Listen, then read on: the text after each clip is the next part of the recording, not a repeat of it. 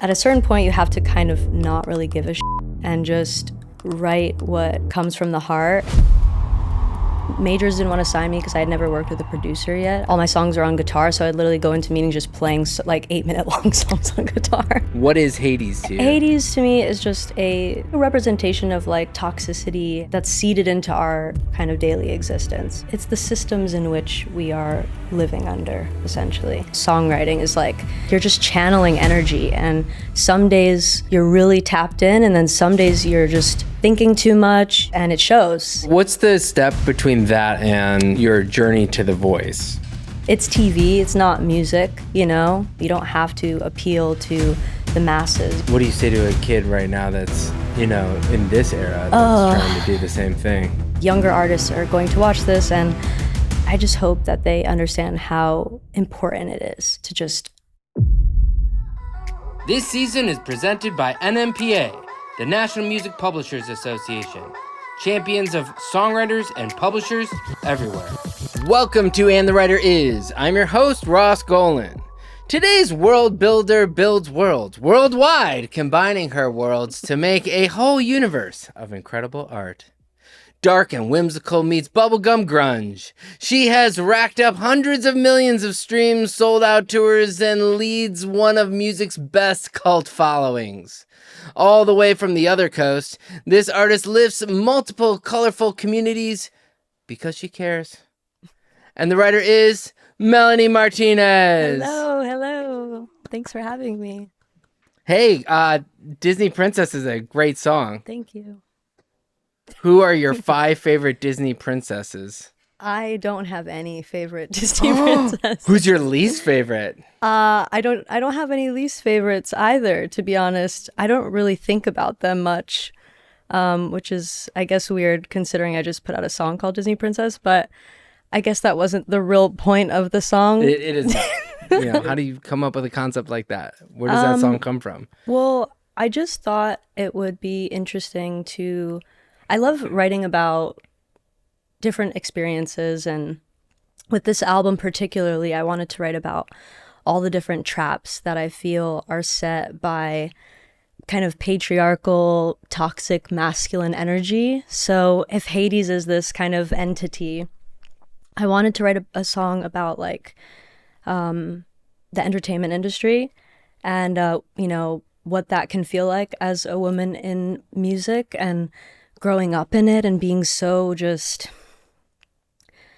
I don't know, I guess dazzled by it, but also afraid of it and wanting to just make music and just make art. And there's 2 different paths I feel that happen where some people fall into the trap of getting lost. And I'm really grateful that I took the other path and just kind of focused on the art and the music and not so much the parties and the blah blah blah and the whatever that's very typical LA. And it's just a really heartbreaking song because I have a lot of friends who have gone down that path, and so it's kind of like on the surface it feels very bubblegum, I guess, as you would call it, and very like lively and a little kind of fun, but the darker layer behind it is like it's just a real trap that exists for women in music. So I mean that's the LA scene in a nutshell. So it's a very difficult, for actors, musicians, whatever it is, it's hard to fight back from the perceived glamour of leaning into the celebrity and going to the events and getting free shit. And which I've never done, and I'm so grateful because I just can't imagine. Like, I'm also pretty, I'm very introverted, and so I don't think I could, even if I wanted to or tried, I'm very it's just so scary to me. How are you introverted? I just am. I don't know. Do I not seem introverted? Well, I mean, I think... I don't know. There's this weird dichotomy and artists like yourself, it's the kind of person that can be, it's not like you perform like this. No. You're the opposite of that. So how does, why do you open up on stage? I think because I'm passionate about the art, and I think that's my driving force for everything that I do, is it's always about creation. And I think even when I'm writing music, it's the same as when I'm performing. I'm just tapped in and tuned into an energy, and I'm in flow, and I don't have to think so much. I just get to feel and just exist and just enjoy it, you know? Yeah.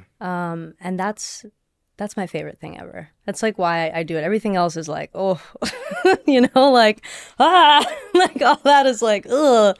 But the best part about it is that I get to create and just really tune into whatever exists up here and materialize it, and hopefully that can resonate with people. And when it does, it's like the most magical thing ever.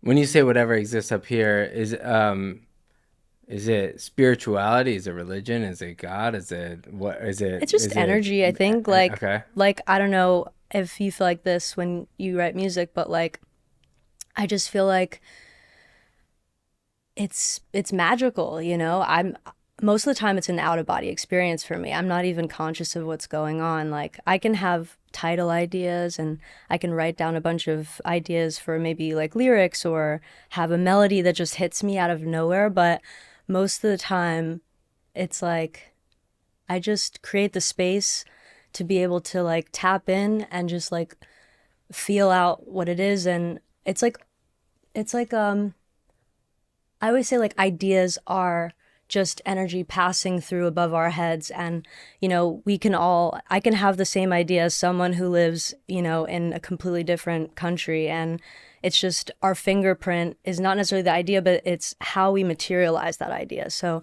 if I have the same idea as someone else and both of us materialize it, it's going to look very different, even though it's going to be a similar kind of message that wants to come across to people. And I think that's really special about songwriting, is like that out of body experience of like, it just feels like you're almost like a messenger or a conduit or a channel. Like that's what I look at songwriting like as like, and I think performing is like that as well. Like you're just channeling energy, and some days you're really tapped in, and then some days you're just thinking too much, you're in your head, you're maybe not in a good mental space, and it shows, and that's when you can tell like, oh, they're off their game. It's like, it's because they're not tapped in, there's like, so do you flow. write from first simple question would be, are you lyric or melody first? I'm title first. Mm-hmm. I write a bunch of titles, and then I write like the meaning behind like what that song would be about. So title, and then concept for that. And then I write all those out.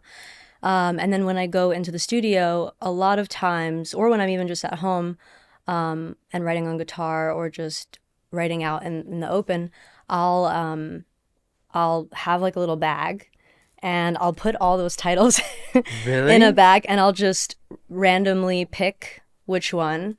That's one method. You pick which one, and whatever one you get, you have to write. So I do that sometimes, which is really nice. I love that. That takes like a minimal amount of effort for something that has maximum kind of results, because it forces you to go there. Yeah. And yeah, so I'll start that way. And then it could be anything. Like it could just, a lot of times I do just have melodies that come out of nowhere. And sometimes I'll go back to those voice memos and be like, maybe we should start with this kind of melody and find chords to that melody first.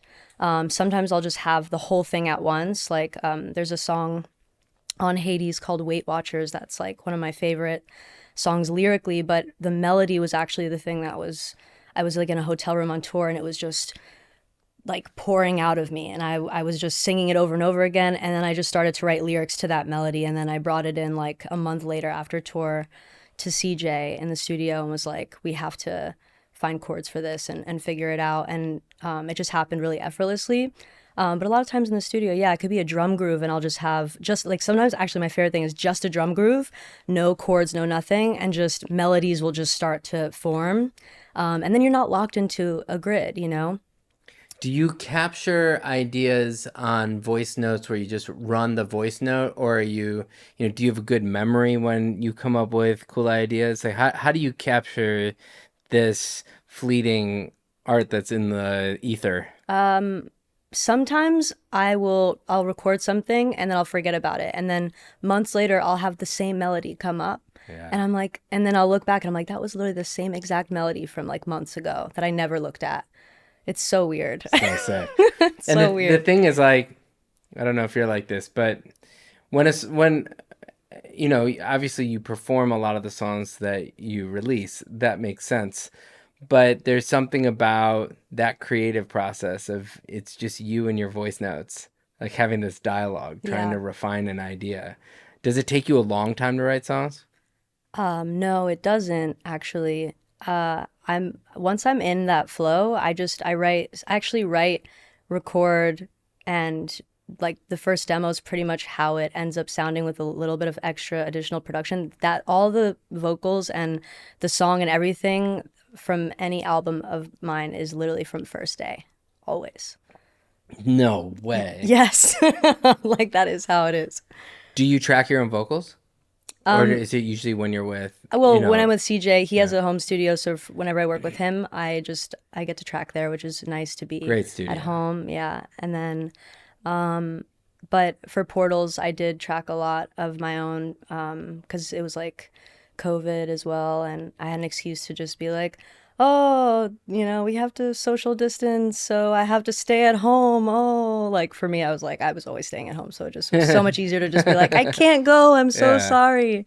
And yeah, so I did record some of my vocals then, but I like recording with CJ. It's really fun. Let's start telling your story a little bit. How we got to this point, Um, First of all, for those who are living under a rock, what are some songs that people would know Melanie Martinez from? Probably first album, I think Crybaby, which a lot of those songs I wrote when I was really young. I was like 18, 19. So yeah, I would say, I don't know, like Playdate got really big like years later off like TikTok or something, so people probably would know from that song. Soap, Pity Party, Dollhouse was like the first song I ever put out. Yeah, A lot of the Le- songs on that legendary. record, yeah. Okay, so let's talk about it. You were born. I was born. I That's was born cool. in New York. Uh-huh. Both my parents, so my mom was born in Dominican Republic. She moved to New York. My dad was born in Brooklyn. He's Puerto Rican. Both his parents grew up in Puerto Rico. Both my parents grew up in the projects in New York, and then they moved to Long Island with me when I was 4. So I was born in Astoria, Queens, moved to Long Island when I was 4, to Baldwin, which, if you don't know, is like a tiny kind of passing town in Long Island. Actually, funny enough, found out during Portal's era, me and CJ knew each other for years, and we didn't know that we grew up literally like 15 minutes away from each other our whole lives, which is so weird. Amazing. I love that. It's so serendipitous. But yeah, I grew up in New York. And I always was trying to write poems since I was a kid, since I could write. I would literally write poems about everything that was going on in my life. I would just lock myself in my room and just, if I heard my parents fighting, I would like write them a whole poem about it and then present it to them like as like a child. And they'd be like, oh, like this is How like old were so you? intense. How old were you when you were doing that? I mean, as long as I could write, so I'm pretty sure like I was Like like 6 and 7 years old yeah, kind of literally thing? yeah, like 7, 8, Amazing. writing poems and drawing pictures and then cutting them out and laminating them like little witches and like weird characters and stuff and like full on stories, just like making You've little just been you books the and whole time. yeah, Yeah, and yeah. neither of my parents make music. My dad listened to a lot of music growing up and he always Like wanted what? to like he listened to a lot of like old school hip hop, but then also listened to like the Beatles and Bee Gees and like classics, Fleetwood Mac, like just any he loved everything. So I was just always around that, and then also like a lot of Latin music too, so like Aventura, like so like yeah, just it was just such a mix really. But Did you speak Spanish at all growing up or not really? no, so my parents didn't teach me Spanish, or me or my brother, but I yeah, I'm embarrassed about it, but it is one of those things. But is your It is one of those things, you older or know? younger brother? Younger, yeah. But so yeah, so I always kind of was writing and drawing and creating. I was really into photography when I was a teenager. But I also loved singing, and I knew that I wanted to sing since I was like 5. I like wrote in my little things like, "What do you want to be when you grow up?"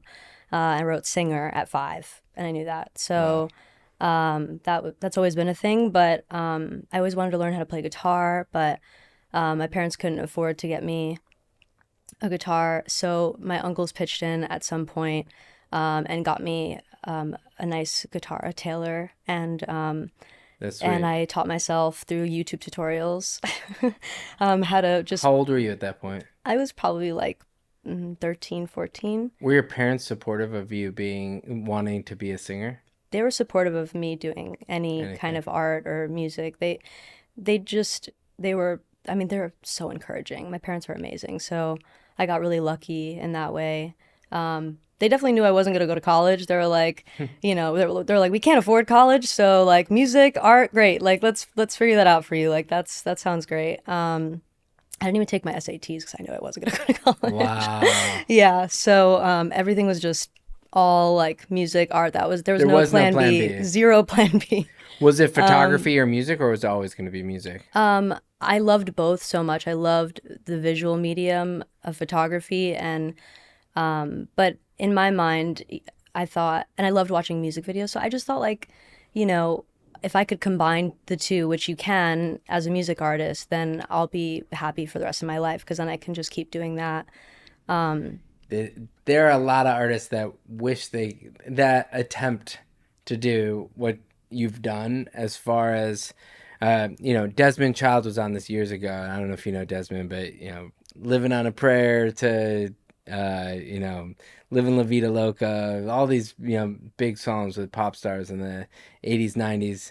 And he was talking about archetypes, and I always remember that conversation, that when you think of like Madonna, that she went from this like angel, this sort of bad angel, to like dark to angel, and you look at Lady Gaga, all the way dark to all the way light, and all, but just going all the way in. The worlds that they live in, they played superheroes. They went all the way there, and it's so hard for artists to commit to giving a theatrical performance and a theatrical image, and being it, and not, it seems so authentic.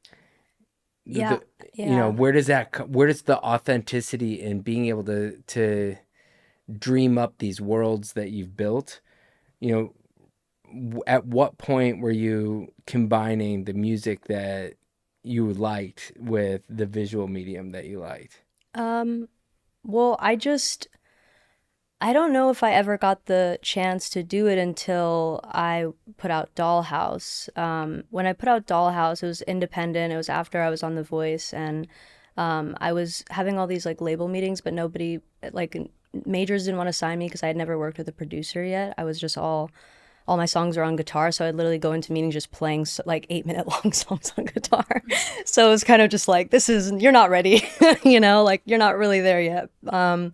Which was fair. And then I would go to like indie labels, and they'd be like, you were just on this huge like reality like singing competition show, like we don't want anything to do with you. And I was like, okay, cool. So I'm gonna just I'm just gonna make music. And I just didn't really think about that for a little bit. And like for like a year or so, I was just kind of trying to work with producers for the first time, which was really interesting. And I worked with Tim and Jeremy, Kinetic Someone Love, and it was really sweet being able to kind of just throw ideas against the wall, and like no idea was too weird, and they were just down, and it was really exciting to play with sounds, and I had this whole idea of like, wanting to make an album about a childhood themed album, because I was just processing as a teenager who just went on this show, like processing, you know, childhood and growing up and the growing pains. And there were so many things I wanted to write about, and I just thought it would be interesting to kind of write about it through this kind of perspective and lens that I was kind of going through. And sorry to interrupt, but Yeah. the what we sort of call in the music industry blind dating, where you end up having to write with all these people you've never been in a room with, and you have to show up, and so you have this idea of who you are as an artist, but you're walking in a room with people you've never met before, you know, and trying to execute that artistic vision. What was it like for you to be part of the blind dating scene in LA? That came after. So when I was working with them, I made a lot of that album, and then I went back to Atlantic after they were like, "You're not ready," and came back with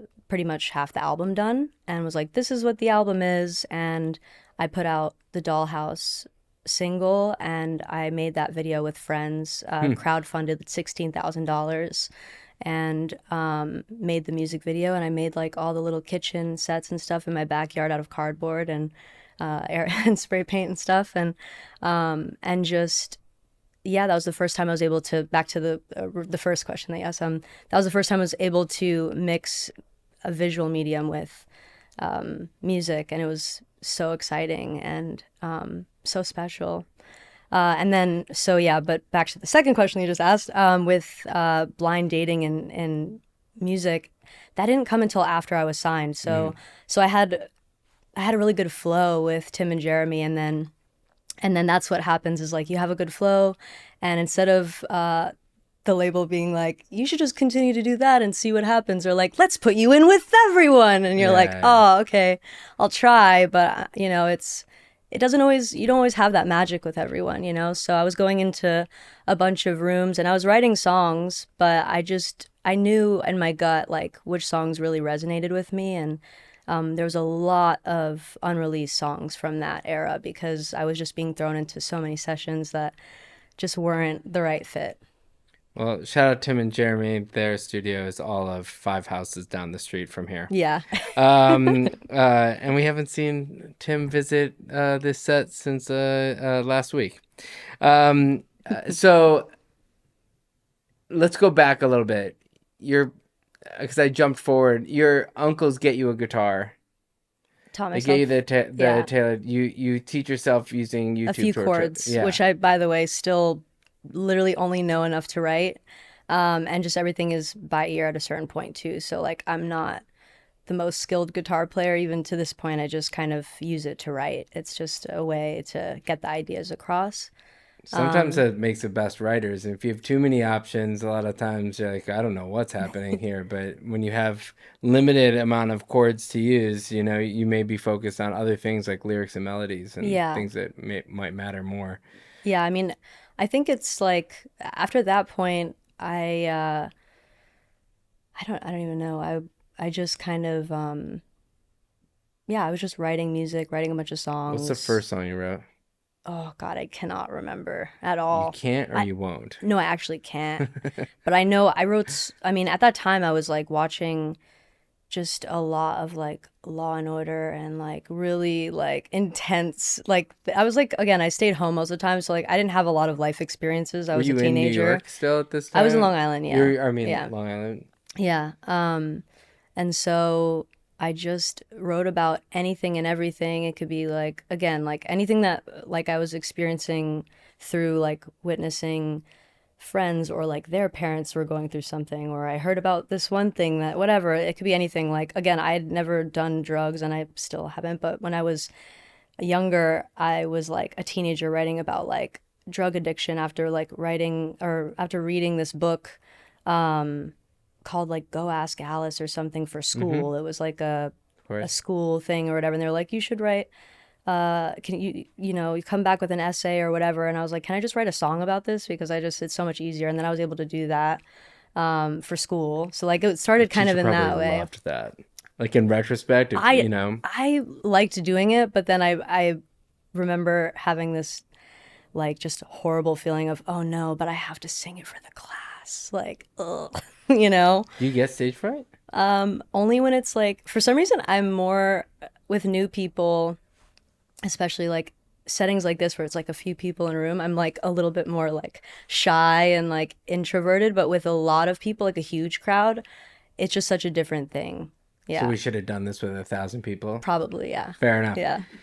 We'll just cram them in next time. What's the first song that you remember? Um, uh, well, Was I would say the first song ever was definitely that song for that book for school. What was the response when you played for the class? Um, it I don't know. I got bullied a lot in school, so it was kind of like I have to carry my guitar, and I was already like being bullied, so it was like so annoying. But like you're carrying a guitar and everybody's like, oh, you're gonna bring a guitar, you're gonna sing. It's like just stupid, like Yeah. whatever. So like you you can't win when you're a teenager. You want to be yourself. People are gonna make fun of you. It is what it is. Like I feel bad for kids now because back then it was, oh my god, it was so rough. But now with like social media too, I can't imagine what kids are going through. It's like, What What would you say to teenage Melanie right now, who's about to walk in and play that song? you made the right decisions, like you stayed home and you created and you had your close friends and they're still, your best friends to this day. Like you did what you should have done. And also like I don't know. I don't know if I would really say much. It's yeah. What do you say to a kid right now that's, in this era that's trying to Oh, do the same thing? literally throw your phone into a river and look at the four corners of the walls that you know, you're living in and remember that that's your reality and just continue to focus on your passions, hone in on your craft. If you have something that you really want to do, just put little baby steps in every day to learn how to do that thing and just be yourself. Just be yourself. Yeah, I love that so much because it's hard to, it's just so hard to explain to people who've grown up with a phone in front of their face that that isn't reality, that's your phone. Yeah, And it's a that's other mirrored things. It's version just of, yeah, something else. yeah, exactly. So, what's the step between that and, obviously your journey to the voice? Um, oh my God, it's so long. So long story short, if I can do that, I don't know how, It can be but long, okay. Um, just story. okay.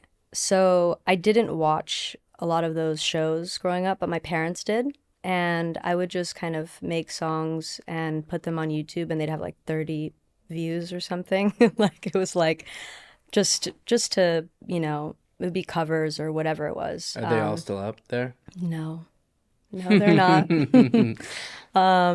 And yeah, and then my parents were like, you should audition for this show called The Voice. And there was an open call at Javits Center.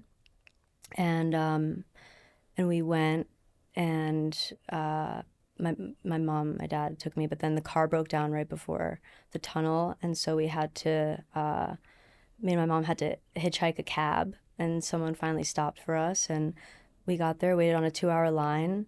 And I was like in a group of like 10 people. I was like the youngest person there. It was like so awkward and like uncomfortable. And I sang "Oh Comely" by Neutral Milk Hotel, which is a very long song, and not everyone's like singing Celine Dion. And like, I'm like, it was like such a random. Why? I just loved that song. Yeah. I just loved it. I loved singing it. I don't know why. It felt good in my range. I sang it on guitar all the time. It was just one of those. So, anyway, and then I, things just kept progressing. And like they just kept doing callbacks or whatever. Went to LA for the first time and I was a minor, so my dad had to come with me and luckily he was able to and it was an interesting experience. I'll leave it at that. The whole show and everything. It's TV, it's not music, you know? And that's the main thing is like I didn't really get to learn about music or songwriting or anything that I actually wanted to learn about. It was just like, you know, TV and It's very hard. different. It's hard to explain it. It's a show where the judges win. Like no contestant, very few contestants can win a show where there's not even an infrastructure. If you do win the show, to like help that person pursue a career in Yeah. music, and I mean, You have to really know who you are as an artist to yeah, be on a show like that, and it's not easy to come off of a show like that and actually make a real substantial career for yourself as an artist in music. I mean, you could probably name maybe nobody else. Do you know what I mean? Yeah. It's really hard. Yeah, it's difficult. And like I said, like it's the same dilemma too. When I got off the show, it was like major labels were like, you know, we don't understand. And then indie labels were like, this is too much, you know, too mainstream. Like that's not what we do. And so it was like a little bit of a weird back and forth. And again, you just have to know who you are as an artist. And that's the main thing. Like I would recommend for like any, you know, younger artists out there who are like debating, should I go on a show like that? You know, should I not? Don't do it. Like, just don't. Like, just keep making music. Like, the internet exists. Like, put your stuff out there, you know, get creative, make fun videos with your friends, and just, again, be yourself. You know, that's it. NMPA is our lead sponsor yet again. What is the National Music Publishers Association? What do publishers have to do with songwriters anyway? Well, unlike artists who can be unsigned artists, there is no such thing as an unsigned writer. You can be a self-published, a co-published, or a published writer. Publishers only make money if songwriters make money. So, NMPA goes and fights for you. They go to Congress, they go and support the community, they fight DSPs to get you paid more. That's what they do. They fight for you, and they fight for this podcast. So thank you for fighting for songwriters, NMPA. Thank you for fighting for us, too. Okay, so I use Splice, and I'm pretty sure every producer who listens to this uses Splice, but if you don't, you need to start using Splice. They have the most incredible licensing library that you can go through for any kind of samples you can think of, but they take care of their original creators. In fact, they just came out with a beta version of their AI suite. Unlike its competitors that we know that may not take care of the original creators, every time you use Splice's AI tool, it triggers a licensing event for those original creators. So there's not a better company that I can think of right now that you can use where you can use the efficiency of AI and also know that you're taking care of the creators. And that is Splice. Yeah, the people who win those shows don't have an avenue. And like there used to be when American Idol started, 19 Entertainment was a record label that these winners would get signed to, and they would act as your management, your record company, and they had juice. Like they could actually get songs played and radio mattered and things, like they could move somebody's career forward. And literally now, if you win these shows, there's not even a necessarily like a record label you can sign to or a management company, and you win this and you walk off stage and you're like, there's nothing, I know too much about how that process works, and it's definitely it's tough to watch. I have a song with a recent winner who was like, the reality is like they win the show and there's literally not a record label that for them to sign to. So it's, they're signed to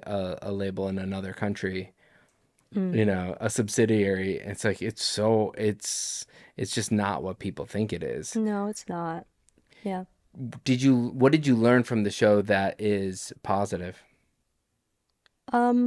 I think getting comfortable with performing, because you have to perform on live television, And It's that's crazy. crazy. To go from to go Like, I mean to go from like I'm not like I have to perform a song only a few years earlier to be yeah. performing a song for your classroom Yeah. and then be like, Literally. hey, here are 20 million people who are tuning in every week or Yeah, whatever it is. it was really weird. But you get more comfortable, and it it definitely helped with performing for sure, and stage fright and stuff like that. Yeah. I mean, what a crazy, how do you not get nervous for a performance on live TV for tens of millions of people? I mean, I was so nervous. I was a teenager, you know? Of course, I was like, what is happening right now? Like, is this real life? This is so weird. All of this is so weird. Um, yeah. So, So Dollhouse, when you do that, the it's probably the first time that I saw what you were doing, and it was so exciting because it was like uh like a lot of great artists. It was like it was you bring us into a world. It was like a movie. It was you just went like I was saying before. You just went all the way there, and you were so fearless in doing that, and it was so exciting to see somebody with the chutzpah, if you will, to go and do this. Did you feel like you were going against the grain, or did you feel like you were just being you? I was just being myself. I had no concept of what existed at that time, what people were doing, what was the right thing to do in art and music. I didn't know, like, I wasn't thinking about anything but creating. Like, I would have an idea, I would materialize it. I had an idea, I'd materialize it. That, and I tried to keep that the same now, even though it's been years later. And a lot of times I know with people's first record, they have that kind of internal energy where they're inspired and they're free and from like other people's opinions because nobody knows who they are yet. And that's how a lot of the best albums are made. Because, and people always like, oh, their first album was so amazing, their first album was so amazing. It's because they didn't have the outside noise and they were just they were just doing. So I try to keep that the same, Yeah. even though I'm 30 now, and it's like such a different world in music. At that time, streaming wasn't a thing, and it's hard to keep that process the same. And tell me about the day you wrote Dollhouse. What happened? Um, I just remember me and Tim and Jeremy were just so excited. It was just so much, like, there was just so much energy. That was the first song that we wrote together. That was literally, yeah, actually, first song we wrote together. I'm pretty sure was Dollhouse. That might have been our first session together. Crazy. It sometimes happens like that. I feel like It's when there's the crazy. pressure of the first session, maybe it's because there's no pressure. Yeah. Like maybe it's because you also kind of want to turn it on for that day to prove that like Well, I think it's mostly just the fact that it's everything's so new, like these are new people. It's like new ideas, and new feels so good, there's so much fresh energy, yeah. and so you're just kind of like going with the flow. And but yeah, like then putting out that album was so special and rewarding because I got to really push to make a music video for every song, which the label did not agree to at first. They were like, you know, I think the normal is like 2 music videos per album cycle or Yeah. something. And I was like, I really want to make a music video for every song, please. Like, this is so important to have the story and, the visual element. So I really I remember just sending so many music video treatments and just being like, I really think this would be really great for the album. Like trying to like talk in their language, like this would be really good for the album. Like I think it would help. And It they're did though. I it mean like a yeah. lot of people that's how people discovered you is through the visual bringing us into this world with the music's amazing. It really was the label should thank you for that. I think they've been so since that album, like they were just so supportive of the visual element afterwards. Like it was really like a night and day thing from first signing, obviously. I had to really prove that I was also capable because I had never directed anything for the first time, and they were like also giving me that opportunity to do that. And that, I think that could be scary for them. Like they're like, this is this young artist who just started and wants to direct videos, even though she's never done that. But I just knew exactly what I wanted, and I think that they felt that and gave me that chance. So it just became, you know, one video, then the next, and the next, and the next, and before I knew it, I was able to finally complete the 13 music videos for that album, and then So much work. and So then incredible. and it took years to finally to get all that moving, and then my second album. My second album, I was like, I want to make a movie. And they were like, what? Like, that's gonna be a lot of money is the only thing that they were thinking about. But Are they, these larger than life characters a form of armor? I think every artist has some sort of alter ego or like some like energy of wanting to perform in character so that you can like, I don't know, like kind of step away. It's good to, I think it's good to separate when you're an artist. It's good to separate your personal you from artist you because it's just, I don't know, I feel like it's good to keep things for yourself, you know, to have your own life outside of music. But so for that character, you know, that was a 3 album character. I had like that whole trilogy. So it was Crybaby, K through 12, and Portals, and her journey through that. So it was like her childhood into school years, which was like really also a lot of processing for me, like reflecting on being bullied in school and that whole kind of thing, but also recognizing school as a concept of the world and our everyday, you know, the people, the type of people you encounter in school is the same kind of personalities and archetypes of people you encounter Hmm. as an adult. So just kind of reflecting on that as well.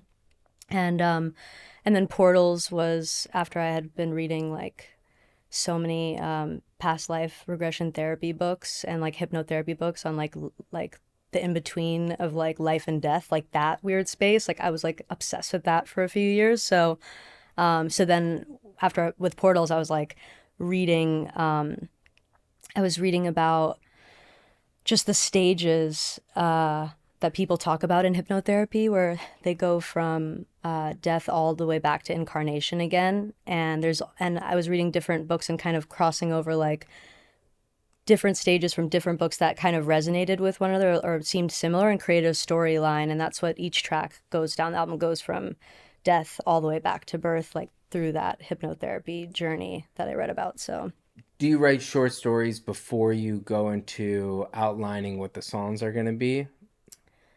um Like, how do you establish in your albums that tell stories and through this journey of this character, how did you design those, the order of songs in which they were written?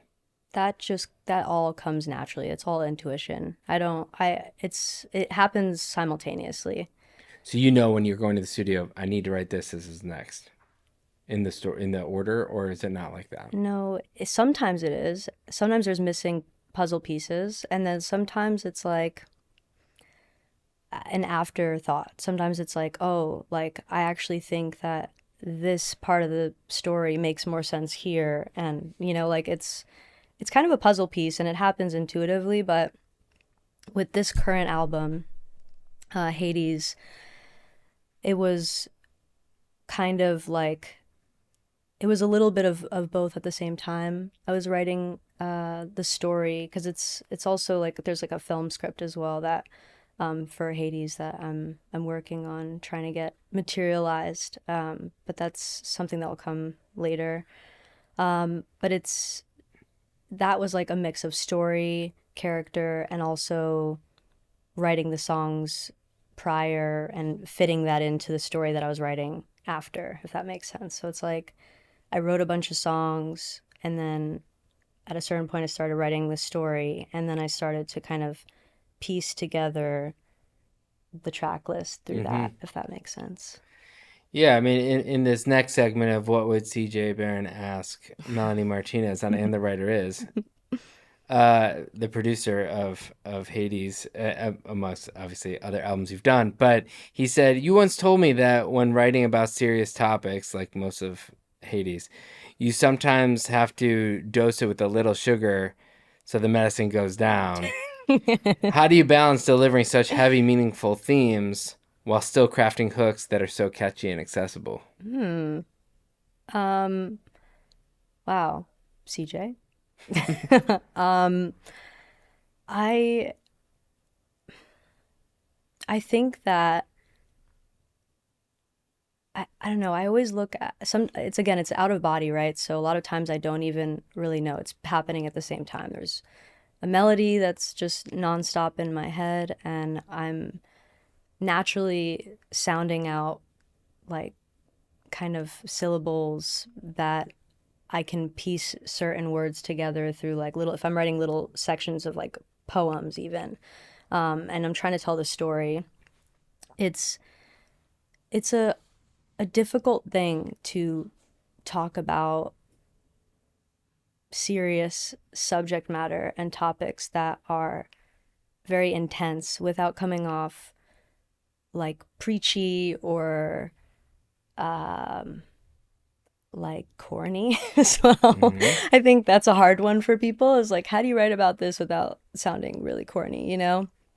And maybe I do. I don't know, but I think that at a certain point you have to kind of not really give a shit and just write what comes from the heart. And if people think that it's like comes off corny or whatever because you sound like you care, I think that's fine, you know? And I think that's the worry that a lot of songwriters have is like they want to write something that is accessible to everyone and they want people everywhere at any time to resonate with it. And so they tend to generalize and water down until it becomes what is it, you know? Right.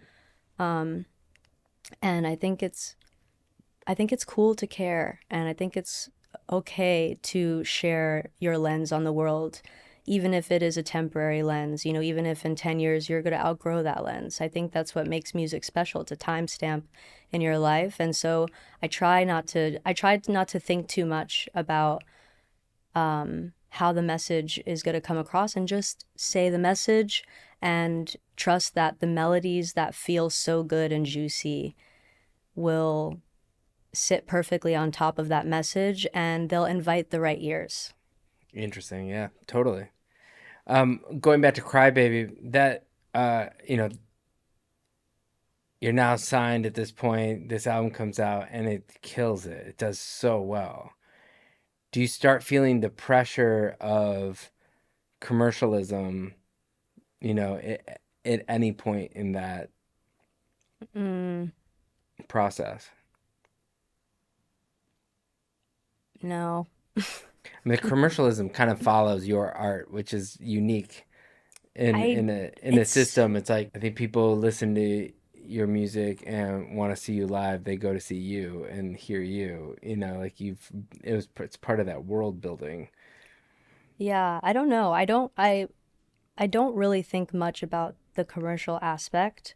I, I do think about creating though, and I think that, you know, it can go hand in hand if you're a world building type of artist because when you're world building, you're not just, you know, writing music and making music videos and um, thinking of other visuals or whatever. You're also thinking about, okay, like how does the merch fit into this world, you know? And so that is a commercial aspect that Do you design all the follows. merch?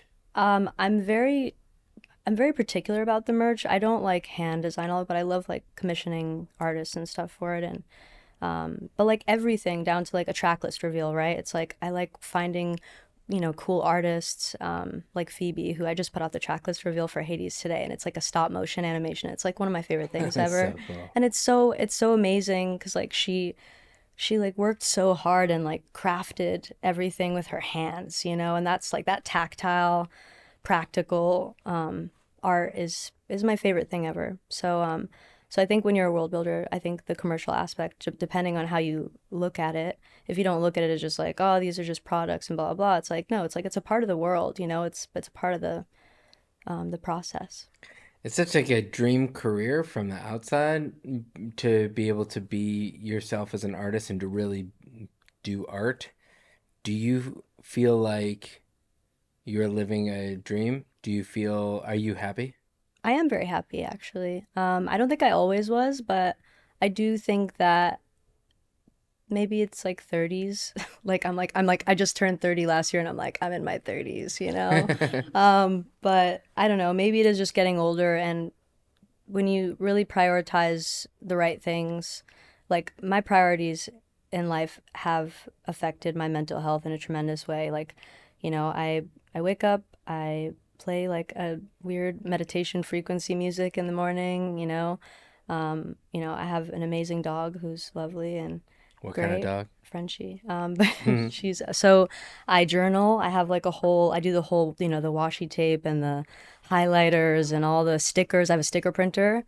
Crazy sticker game. Oh my God, like you wouldn't believe. So I get to just kind of craft the day in a creative way and make art. You know, paint ceramics, hang with friends, and create with them, and just be in nature, you know. I live in nature, and so it's like Where do you live right now? I mean, you don't have to give me your address, but like what does that mean I living in live nature? in the mountains, in Yeah. the canyon, in a canyon, I'll say. There you go. But so I think that priorities really affect my mental health, and my priorities are taking care of my health and my creative health, mental, emotional, physical, spiritual, all of the pillars of health. Just what can I do each day to keep myself, you know, peaceful and sane in a very scary world and a scary industry. And I think just prioritizing those things has made me very happy. What about this industry is scary? I think as an artist, you can feel very disposable. No, I mean, it's like it's it's hard not to, you know, like you could feel like, I mean, even being on a label is kind of like everything feels fleeting a bit. I've heard so many like stories of people who like, you know, had amazing success in their career, and, you know, then at some point like maybe their numbers dipped down, maybe people didn't resonate with their music as much, and then the label didn't want to work with them anymore or whatever. There's so many stories like that you hear. So I think the fact that it's like it's fleeting. Also, as a woman as well, like you never know. Like, is it my youth that, you know, like when I get older and my whatever, my youth starts to fade, and there's so many aspects that I think you can kind of think about. But I think again, prioritizing your health in every single way is like a game changer as an artist. Well, you know, I think Sia, obviously the first single happened when she was, I believe, in her early 30s, but like when she really broke as a pop star, she was in her 40s. Yeah, which is You know, it's amazing. like you have an ecosystem in and of itself that uh, I think the fleeting part, well, it's all fleeting, right? It is, yeah. So with a grain of salt, like Yeah. yeah, all I mean, But all of us are obviously, gonna come and go, so yeah. it's fine. Whatever that is. We're all gonna If die it's one scary, day. yeah, if it's scary, we're all gonna die one We're day. all gonna die one day. In the end. It's That's the true. end of this interview right there. But if you know, it's you can't. Um, Most artists who are assigned to a label don't have their own ecosystem, so and they're not driving they don't have the curation skills to put together collections of records and albums that in and of themselves have their own world. This is the importance of world building now more so than ever, that you're the kind of artist that a label would kill for because you're not a singles artist who's competing. You're not competing. You're not playing the same game as other artists. Do you not see that? I mean, I'm not playing a game, period. But Fair. which I think is actually the bigger picture. It's like, yeah, I don't know. The thing is, I'm always gonna make art. I'm always gonna make art. It doesn't matter if I'm signed to a Yeah, yeah, label, yeah, if I'm fair. independent, whatever. Like, and that's the number one thing. I like, yeah, I know, like, obviously, again, I want to say, like, younger artists are going to watch this, and I just, I just hope that they understand how, like, important it is to just focus on your craft, focus on the art, focus on the music, focus on being yourself, because whoever you are, it's like there's other people like you, so just find like-minded people. You don't have to appeal to the masses, you don't have to be everyone's cup of tea. Just find your community of people who resonate. It's very important. Um, when Portals came out, it was widely accepted in a commercial way. And yet it was so like it just continued to tell the story that this arc that you were talking about. It also during that time you crossed 10 billion streams total or something wild like that. I don't know, I didn't even know about it. I'm telling you, Okay. that's crazy. That's almost like everybody on the planet listening to your songs twice. I don't even understand it, to be honest. Like I don't understand any of the number stuff. I don't Yeah. get it. I actually don't understand it. When do you've played the biggest venues you can play in the United States. Uh, what is the point where you recognize how big your audience is? I don't know if I have the right lens to understand, because I'm not looking at it like that. I don't know. I don't know how to describe that. But, like, the only reason why I knew that, like, okay, things are becoming very real and different now is because I was able to play Madison Square Garden, which growing up in New York is like fucking crazy, you know? And then, like, but even when my agent was like, oh, he was like, you know, we're gonna put up tickets for Madison Square Garden, and I was like, no, no, no, like, what are you doing? You can't do that. Like, that's not where we're at. And he's like, that's what we're doing. That's where we're at. And I was like, no, that doesn't. I was scared because I was like, there's no way that people are gonna buy tickets. Like, I didn't think that that was possible. And so it was even weirder when he said that it sold out and they were going to put up another night. I was like, no, don't do that. I'm so scared. Please don't do that. And then that sold out too. And I was shocked. I was absolutely shocked. I couldn't believe it. And it makes me so emotional because I really just like, yeah, I never thought that that was going to be possible. So I'm really grateful that What that's did where it it's feel at. like stepping out on the stage the first night? Oh God, I was a wreck. I was an emotional wreck. My dad cried. My manager cried. Everyone was crying. Everyone was just crying, and it was like a love fest, and it was very emotional. Yeah. What was it like taking a bow on the second night? I just, again, it was surreal. It was surreal. The whole thing was surreal. My whole family was there. My grandma came. It was amazing. It was beautiful. Let's talk about Spellbound. Hades. Yeah. Let's talk about Hades. Um, Possession's a cool song. Thanks. Thank you. That was the Uh, first song that we wrote actually for the whole process. That was, um, I know I actually checked this. I got the bounce back on, it was February 2022. you were saying that a lot of this is sort of about the patriarchy in the It music business. it's really just like traps, like traps that are set in the world. So I have a lot of different songs and topics on Hades. So What is it about Hades that inspires you? I think that it was so exciting to be able to write about all the worst things that exist in the world.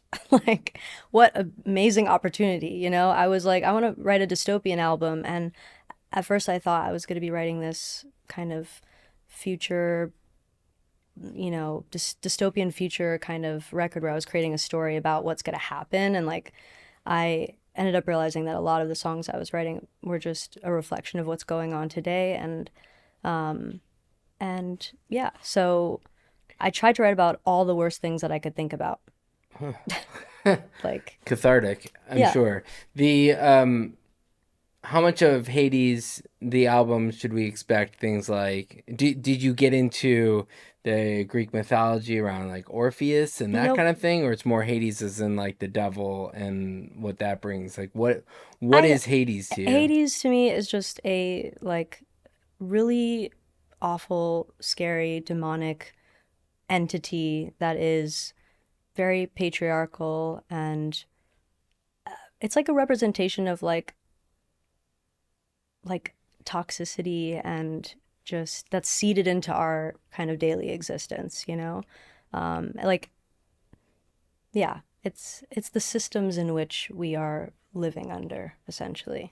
But What yeah, could change in the system that we're living under that would make it better? listen, I don't have all the answers, man. I just write music, so don't ask me. I don't know. But but I will say, and I have told like at least a little bit about this. I said something about this, but I actually it's a I don't know if this is the place to reveal this, but whatever, it doesn't really matter. It's actually a double album. So Hades is the dystopian album, and then there's a utopian album that will come later. Oh, very cool. Yeah. So You heard it here first. yeah. The what are your favorite songs in Hades at the moment?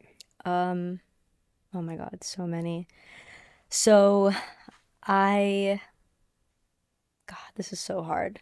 I really love Uncanny Valley. That was the last song that made the record. I wrote it with Malay, and that was like we had like a couple of different weeks of sessions. One of the sessions was for, or 1 week was for the Utopian album, and then I really wanted to write one more song for Hades last second, and so we ended up making Uncanny Valley, which was so special. And then Why the collaboration with Malay? I got actually connected with him through Jeff at Atlantic, Melvin, and yeah. yeah, and it Shout out was a Jeff. kind of a moment of like I don't know. Me and CJ were writing like I don't even know. It's too much. We were writing Monday through Friday every single day. Like it was, 11 to midnight basically. Like it was just crazy. So at a certain point I was like, let's give this a break for a second and let me go like step in with someone new, like brand new energy. And Malay was amazing to work with, and we wrote so many songs together. And but yeah, so that's one of my faves. I also love I mentioned it earlier, Weight Watchers. Lyrically, like just such an important song, and came so naturally. What's it about? Well, it's about Weight Watchers. No, it's. I mean, I could say the lyrics if you want. Yeah, please. Okay, great. Okay. Uh, Everyone's trying to get it off faster. Supplement master, a fistful should work. Soup in the smoothies to combat disaster. Carbs don't burn fast enough for what it's worth. Didn't think I'd change too much till they said it. A thread on subreddit is what I'm reduced to. Needles to needlessly say it's the rapture, 'cause even I bite my nails wondering if I should. And it's like, hey, hey, hey, Weight Watchers, hey, are you watching me? How normal it is to contort and contract all my muscles, remembering to still arch my back, and I gua sha each day, but my face still has fat. Someone told me their doctor should get rid of that. But I've already got a surgeon who knows me, tonguing down anesthesia while he cut me and implanted 500 cc of sexy. I won't lie to you, that man really blessed me. Hey, hey, hey, hey, Weight Watchers, hey, are you watching me? How normal it is to skip lunch and dessert, and yet somehow my stomach sticks out of my skirt. So I work out each day, but I don't think it works. So I research to see if the surgery hurts, and it continues on. But you get the gist of what it's about. But it's a really So good. and it's like just waltz like that 3/4 vibe. It's really special, and I love that one. I love Grudges. It's like feminine rage. It's just like, like, and that emotion I think is really important as well. I love Possession. And I think it's great to talk about that kind of dynamic in relationships, like where like control can really take over. And anyone who's like been in any kind of like controlling relationship or whatever like knows like that song really hits. And is very special as well. Oh my God, there's so many songs that I love on Hades. Like, I'm like blanking. I wish I could like look at the track list right now. It's so great to this is the best moment of for me, just that nobody knows what you have yet. You know, like the world hasn't experienced it yet, and you can just be like passionately living in this Yeah, it's space. exciting. Do you have, it almost feels like there's method acting, like you're living in this world while you're writing it. Is that accurate? Like, do you live in the worlds in which you No, I mean, write? I live in art. Like, I like surrounding myself with art and creation. But as far as like each album goes, because every album is so distinct, I'm not like taking on whatever like energy that album is, because that would be way too intense, I think. And every album is so different. Do you feel like you as a role model are responsible for communicating ideas for specific I don't think that listeners? I don't think that being an artist, like if I don't think that if you're an artist, you're like necessarily responsible or like should be a role model or whatever. I think that people should just be themselves and create. And I think that you should strive to be a good person and in general in life. And but as far as being an artist and like a role model, I don't think about that. I just, again, I think about being myself because that'll inspire other people to be themselves. I think we have too many young people, especially, who are trying to be someone else, and they want to be whatever they see online and they think that's better. And you grow up hating yourself that way, it's not Yeah. healthy. And I want to inspire people to be themselves. I want them to be as weird and out there and silly and just bold and unapologetic as possible. That's what I want. I hope that that's what I inspire in people. Yeah, I can't imagine, the kid who walks into the English class to sing the song, what would she say to you now versus the other way around? What do you think she would say to where you are? I don't know. That makes me emotional. I don't know. Like, I think she'd be really, really happy and really proud. Yeah. Yeah. I mean, you've earned so much respect because you've been so unafraid. Maybe you've been afraid, Yeah. I mean, but who like you've isn't, done, Who isn't? I think it's you've just done it with such grace and had such bravery in choosing to do real art. And as a songwriter who works with a lot of artists, and I send songs out for people to cut. Sometimes try to get that you're aiming just for hits, and then on the side you're trying to be an artist that does stuff that means something, and you try so hard. I think what you do is inspiring to a lot of us who are trying to do. You're right. It's just It's Thank you. inspiring. Thanks. We're gonna do rapid fire, and then I promise I'll let you go until next album at least. Who are your inspirations? Oh, um, I love Fiona Apple. I love Bjork. Um, I I love so many artists, but I would say those two are my favorites. Let's go with a couple songs. Let's go Pacify Her. Hmm. Tell me what rapid fire, whatever comes off the top of your head. What does that song mean to you? I loved that session. That was actually one of the random sessions that Why? What's the session of Pacify Her? I got put into a room for the first time with Chloe Angelides and Michael Keenan, and we just all vibed and got along so well, and it was super effortless, and yeah, and just like good friends, like good people, like yeah. Love Chloe. Yeah. Um, Tell me about writing Playdate. Um, that one actually was like, I think it was one that I had like, if I remember correctly, I had kind of like some stuff already written out and was like brought it in, like maybe I can embellish and work on this kind of thing. That was also a random session. Um, that one was more of a struggle to write, I think, but like it took longer. That it wasn't as effortless, but I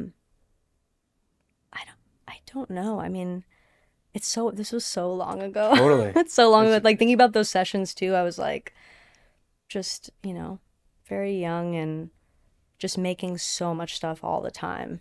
It was a lot. What are your thoughts on social media? I think it's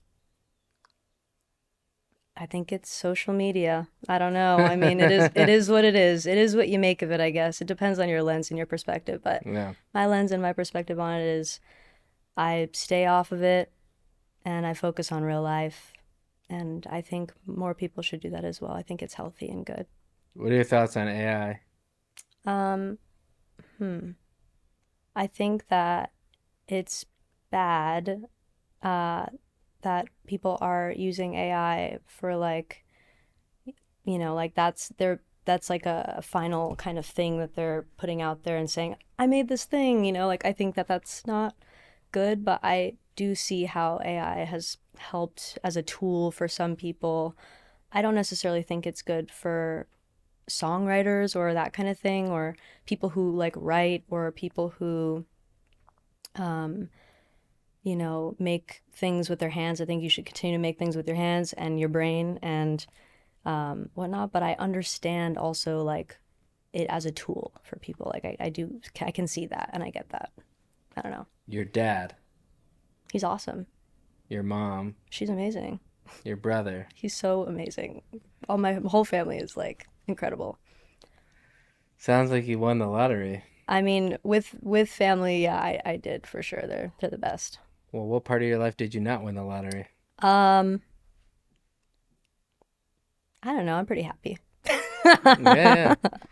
I mean, man, turning 30 is great. 30 feels good. 30 feels really good. What's your favorite part about being 30? That I have learned a lot of lessons and I can apply them. And yeah, I think also I care less. I used to care so much. You care what other people think, blah, blah, blah. That whole like, trauma from being bullied when you're a teenager like follows you in your adult life, and you like tend to care so much about what people think. And then you hit 30 and just like, I literally don't give a fuck anymore. Like I'm just gonna do what I do and that's it. I wish it wasn't so. I feel similar with my teenage years, and I'm older than you, and I still have like that chip on my shoulder. It's amazing how only a few years of your life can shape, the rest of your motivating, the rest of your motivation. Absolutely. Once your frontal lobe develops, it's all uphill from there, baby. Well, listen, thank you so much for doing the podcast. I already said it, but I work in musicals. I've got all these projects that live in worlds, and it's people like you who are showing the industry how important it is to be a real artist through and through, and how important albums still matter. That's how you create real artists, and you're doing it from such an authentic place. You're just so real. Thank you. I appreciate you, and I expect stickers next time you come here, because I got you. I'm like a little disappointed that you showed up without stickers. No, I should have. I have I have this sticker here that my son put on here. That's really cute. But we can do better than that, though. I got you. He's 4.5, and there are probably about 200 episodes now that have like this sticker on it. Which, no offense, I like cars. Who doesn't like cars? But I need you to make me a sticker, and it's going to be the sticker that stays here. I got you. All right. Appreciate you doing this. Thank you so much. Yeah, there you go. Thanks.